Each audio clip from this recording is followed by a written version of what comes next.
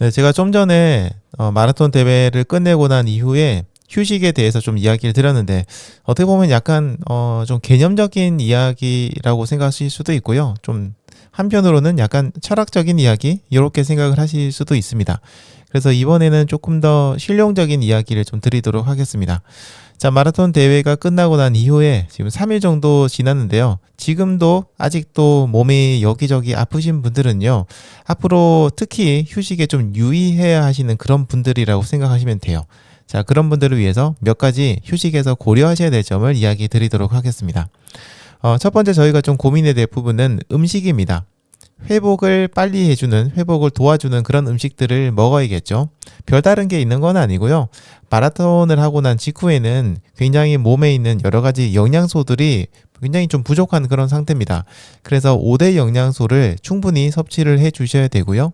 이때는 가급적이면 무조건은 아닙니다. 무조건 아니지만 가능하시다면 자연식으로 좀 건강하게 섭취를 하시는 게 조금 더 좋겠죠. 식단을 일일이 또 신경 쓰거나 또 매일 음식을 만들어 먹는 게 부담스러운 분들도 계실 텐데요. 그런 분들이라면 간편하게 먹을 수 있는 그런 음식이라든지 아니면 보충제 같은 것들을 드시는 것도 상당히 도움이 될 수 있습니다. 또 제가 늘 이야기 드리지만 몸에 나쁜 거를 일단 먼저 좀 피하셔야 돼요. 다만 또 이런 것도 있죠. 마라톤 대회를 마친 그날 하루는요. 정말 여러분들 그동안 참고 참았던 먹고 싶었던 것들을 마음껏 드시는 것도 괜찮습니다. 심리적인 만족감도 굉장히 중요하고 필요하거든요. 자, 그리고 나서 그 다음 날부터는요. 먹는 것들에 조금씩 좀 세심하게 신경 쓰시면 좋겠어요. 몸을 무겁게 하는 그런 음식들을 좀 피하시고요. 또 영양제를 섭취하는 것도 도움이 될 수 있으니까 여러분들에게 잘 맞는 그런 영양제를 한번 찾아보시는 것도 좋을 것 같습니다.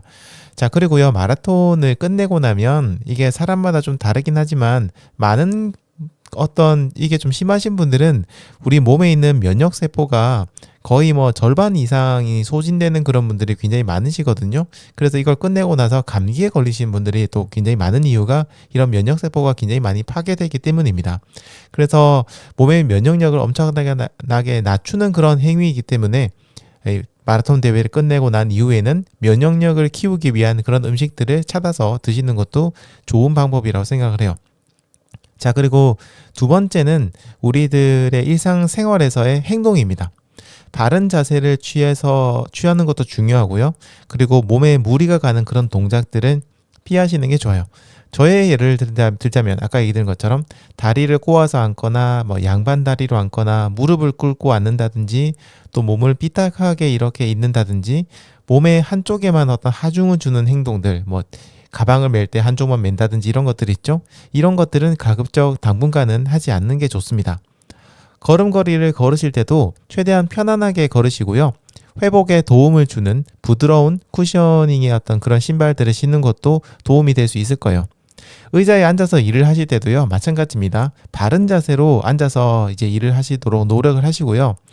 또 이런 자세들은 수면을 취할 때도 좀 영향을 주니까 잠을 자거나 이럴 때도 좋은 자세, 또 다른 방식으로 일을 하시는 분들도 자세를 최대한 바르게 하도록 노력을 하시는 게 좋아요.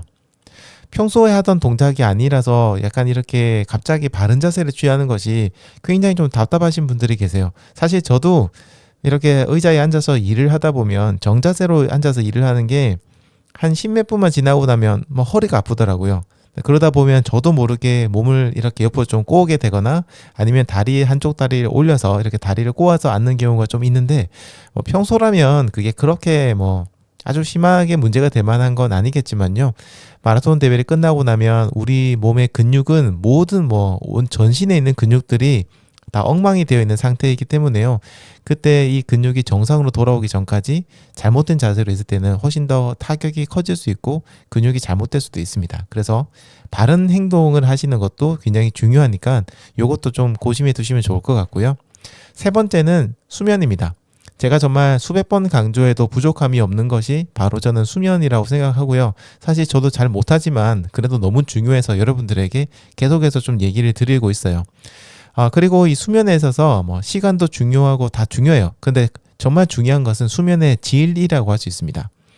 예를 들어서 수면을 취하는 장소의 쾌적함이라든지 수면을 취하는 자세라든지 수면 자체에서도 보면 저희가 이제 수면의 단계가 4단계까지 있잖아요.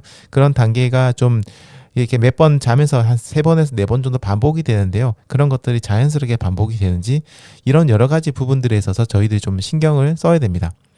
예를 들어서 마라톤 대회를 하시기 전에요. 미리 침구류 같은 것들을 세탁을 해 두시고 잘 건조를 시켜 두었다가 마라톤 대회를 마치고 나서 이렇게 샤워하시고 깔끔한 그런 침대에서 딱 잠을 주무시게 되면 좀 더 개운하게 이렇게 잘 수가 있거든요. 그런 느낌을 받게 됩니다. 자, 그런 것도 한번 고민해 보시면 좋을 것 같고요. 수면 시간도 물론 당연히 충분해야 되고요. 자고 일어나는 시간도 좀 규칙적으로 그리고 좀 좋은 시간대, 너무 늦게 일어난다든지 너무 늦게 주무신다든지 그렇지 않고요. 시간도 중요하지만 잠을 자는 시간과 일어나는 시간도 굉장히 중요하고 수면을 취하시기 전에 우리가 하는 여러 가지 행동들이 있습니다. 그런 것들도 수면에 방해가 되지 않는 거. 너무나도 뻔하겠지만 스마트폰을 갖다 이렇게 보신다든지 이런 것들은 당연히 좋지가 않겠죠. 그리고 또 이제 중요한 거는 아침에 이렇게 또 너무 늦게까지 무조건 자는 게 좋은 건 아니에요. 그래서 적정한 시간대에 일어나시는 것도 중요하고 수면을 취하고 일어나셔서 어떤 행동을 하시느냐도 굉장히 중요하거든요. 잠을 깨는 방법, 그리고 잠을 깨서 하루를 시작할 때 어떻게 시작하느냐가 또 그날 하루를 좀 어떻게 보면 결정짓기 때문에요. 일찍 일어나셔가지고 저희 민티런 러닝 라디오를 들으면서 하루를 시작하시면 더 좋지 않을까 이런 생각을 해봅니다. 잠시 광고를 좀 했습니다. 자, 그리고 네 번째는 재활입니다. 재활이라고 하면은 뭔가 저희가 사고 당하고 나서 뭔가 몸을 이렇게 다시 재활하는 걸 생각하실 수도 있는데요. 어떻게 보면 이렇게 마라톤 대회를 끝내고 나서 몸이 조금 상태가 안 좋아졌을 때 이걸 다시 정상으로 돌리는 모든 활동들도 저희가 재활이라고 할 수 있어요.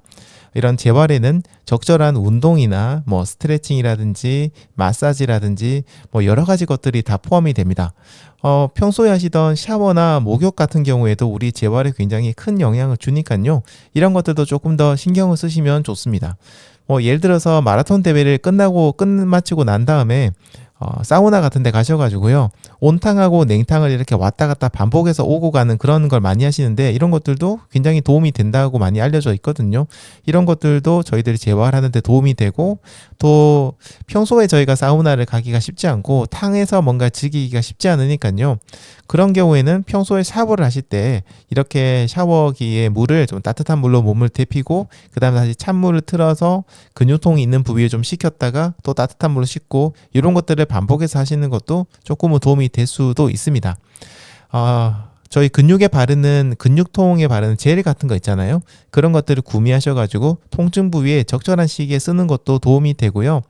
그 온열과 냉열 찜질이 가능한 찜질팩 같은 거 있잖아요. 그런 것들을 구매하셔가지고 또 이렇게 저희 근육 부위에 이렇게 마사지를 해주시는 것도 굉장히 도움이 될 수 있고 아니면은 폼롤러라든지 마사지 롤러라든지 또 이런 여러 가지 도구들이 많이 있습니다. 이런 도구들을 이용해서 평소에 마사지를 해주시는 것도 좋고요. 아니면 이제 배우자분이나 도움을 주실 수 있는 분이 계시다면 주변에서 회복될 때까지 다리 마사지를 서로 해준다든지 이런 것들도 굉장히 좋은 방법입니다. 그래서 이번 기회에 여러분들에게 가장 잘 맞는 재활 방법이 무엇인지 한번 찾아보는 그런 시간도 되시면 좋을 것 같아요. 저의 경우에는요. 하프 이상 달리기, 그러니까 10K 정도까지는 크게 무리는 없는데 하프 이상의 달리기를 한 이후에는 달리기를 한 당일 저녁까지는 먹고 싶은 걸 마음껏 먹고요. 그리고 그 다음 날부터는 좀 가벼운 음식 위주로 먹습니다. 별도의 보충제를 제가 잘 먹지는 않지만 필요하다면 저도 단백질이라든지 이런 것들을 먹는 편이고요. 탄수화물과 단백질 섭취에 조금 저는 집중을 하는 편이고 또 부족해진 기력을 보충하기 위해서 다른 어떤 영양소들도 골고루 먹으려고 노력을 하는 편이에요. 인스턴트 음식이라든지 라면 같은 가공식품 같은 것들은 회복이 100%될 때까지는 가급적이면 조금 피하려고 노력을 하고 있습니다. 자, 그리고 한 3일, 4일, 길면 5일 정도까지는요, 달리기를 저는 하지 않아요. 몸이 좀 괜찮아졌다, 달리기를 할 만하다라는 생각이 들어도요, 당장에는 달리지 않습니다. 왜냐하면 그게 약간 욕심일 경우가 좀 많았거든요. 그래서 달리기를 바로 하지 않고, 그냥 제가 정한 날짜까지, 몸이 다 나은 것 같다고 하더라도, 제가 정한 날짜까지는 그냥 걷기만 하거나, 정말 가벼운, 오히려 걷기보다 느린 속도의 가벼운 조깅 정도만 합니다.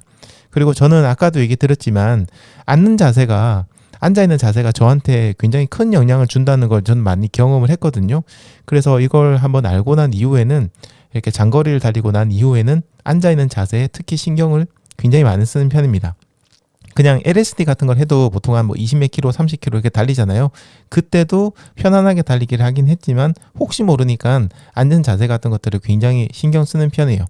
그리고 이제 마라톤 대회 끝나고 난 이후에는 그 휴식 기간 동안 하루에 8시간 정도 수면을 충분히 취하려고 최대한 노력을 하는 편이고요. 특히 저는 이렇게 마라톤 대회를 끝내고 난 이후에는 잠을 잘 때 옷을 조금 따뜻하게 입고 자는 편이에요. 그 잠옷 중에 보면은 그 솜털처럼 이렇게 뽀송뽀송하게 돼 있는 그런 잠옷이 있잖아요. 그런 것들을 위아래를 다 껴입고 약간 덥다고 느낌이 오더라도 최대한 좀 옷을 따뜻하게 입고 자는 편이고, 이게 과학적으로 도움이 되는지는 저는 전혀 모르겠습니다. 하지만 그냥 제 경험상 저 같은 경우 제 체질에는 조금 덥더라도 그렇게 자는 게 수면을 좀 더 이렇게 푹 취할 수 있었고 좀 기분이 좋았거든요, 일어날 때. 그래서 옷을 좀 따뜻하게 입고 자는 편입니다. 마사지는 매일 하는 편이고요. 주로 폼롤러나 롤러를 이용한 마사지가 저한테는 굉장히 좋아서 그런 것들 많이 쓰고, 스트레칭은 저한테는 아주 잘 맞지는 않더라고요. 저는 이게 경험상인데 저한테 스트레칭은 오히려 독이 되는 경험이 저는 좀 더 많았기 때문에 어떻게 보면 제가 좀 성격상 과도하게 스트레칭을 해서 그런 거일 수도 있긴 합니다. 근데 어쨌든 저는 그렇다 보니까 저는 스트레칭은 자주 하지 않고 주로 마사지에 좀 집중을 하는 편입니다. 그래서 아까 얘기했던 폼롤러, 그 다음에 그냥 일반적인 롤러, 아니면 아주 자주 쓰는 건 아니지만 그 뭐죠? 전동 마사지 하는 그 기구들 있잖아요. 뭐 이런 것들을 다양하게 사용을 하고 있어요.